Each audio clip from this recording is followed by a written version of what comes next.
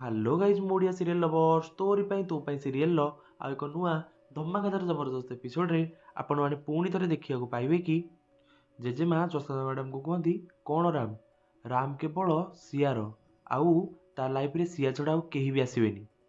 ଏକଥା ଶୁଣିଲା ପରେ ଯଶୋଦା ମ୍ୟାଡ଼ାମ କୁହନ୍ତି, ଏକଥା ମୁଁ ଆଉ ଆପଣ ଚାହିଁଲେ କେହି ଡିସାଇଡ଼୍ କରିପାରିବେନି, ଏହା କେବଳ ଦେବୀ ମା' ହିଁ ଡିସାଇଡ଼୍ କରିବେ। ଦେନ୍ ଜେଜେମା କୁହନ୍ତି, ଆଉ ଏଇ ଡିସାଇଡ଼୍ ଦେବୀ ମା' ବହୁତ ବର୍ଷ ପୂର୍ବରୁ କରିସାରିଛନ୍ତି। କେବଳ ସେଥିପାଇଁ ହିଁ ସିଆ ମରଣ ମୁହଁରୁ ଫେରିଛି। ଆଉ ଦୀର୍ଘ 18 ବର୍ଷ ପରେ ମୋର ଆଉ ମୋ ରାମର ଅପେକ୍ଷାର ଅନ୍ତ ଘଟିଛି। ଆଉ ସେଦିନ ସେ ଦୁର୍ଘଟଣା ମୋର ଆଉ ମୋ ଅନୁଜଙ୍କର ସବୁ ଖୁସି ଛଡ଼ାଇ ନେଲା। ଏତିକି କହି ଜେଜେମା ଦୁର୍ଘଟଣା କଥା ମନେ ପକାଇ କାନ୍ଦନ୍ତି। ଦେନ୍ ଜେଜେମା କୁହନ୍ତି, ଆଉ ଏ ଦୁର୍ଘଟଣା ପରେ ମୋ ସିଆ ଆଉ ମୋ ଜାନକୀ ମୋତେ ସବୁଦିନ ପାଇଁ ଛାଡ଼ି ଚାଲିଗଲେ। କିନ୍ତୁ ନା ମୋ ଭଲ ପାଇବା ମରିଥିଲା, ନା ମୋ ରାମର ଭଲ ପାଇବା ମରିଥିଲା। ମୋ ଜାନକୀ ତ ମୋତେ ମିଳିଲାନି, ହେଲେ ଦୀର୍ଘ 18 ବର୍ଷ ପରେ ମୋ ସିଆ ମୋତେ ମିଳିଥିଲା। ହେଲେ ସେ ଚିଠି ପାଇଁ ମୋ ସିଆକୁ ତା ଅଧିକାର ମିଳିଲାନି। ଆଉ କେବଳ ସେ ଚିଠି ପାଇଁ ମୋ ସିଆ ବହୁତ କଷ୍ଟ ପାଇଛି, ଆଉ ବହୁତ କାନ୍ଦିଛି ମଧ୍ୟ।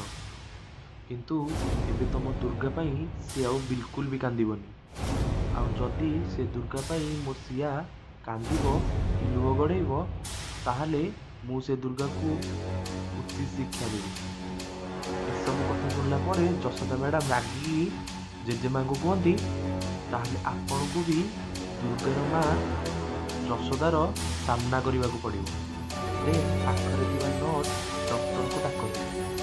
ଦେନ୍ ଯଶୋଦା ମା ପୁଣି ଜେଜେମାଙ୍କୁ କୁହନ୍ତି, ମୋ ଝିଅ ଉପରକୁ ଆସୁଥିବା ପ୍ରତିଟି ଅସ୍ତ୍ରର ସାମ୍ନା ମୁଁ କରିବି।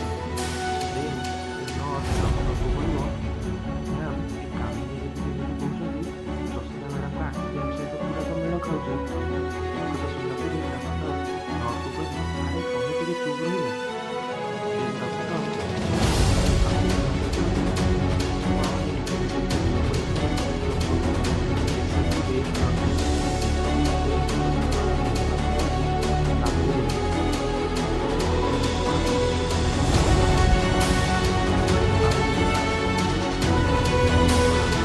ଆଉ ଆଉ ସେ କହୁଛନ୍ତି, ଆପଣ ଏବେ ବଡ଼ ହେଇଗଲେଣି, ଏଇନା ଦେବୀକୁ ପ୍ରାର୍ଥନା କରିବେ କି ଏତେ ବଡ଼ ଭୁଲ କରିଛନ୍ତି ଆପଣ। ହେଲେ ମୁଁ ଦେବୀ ମାଙ୍କ ଆଗରେ ପ୍ରେ କରୁଛି କି ସେ ଯେତେ ଜଲ୍ଦି ପାରନ୍ତି ସବୁ ସତ ସାମ୍ନାକୁ ଆଣନ୍ତୁ। ଦେନ୍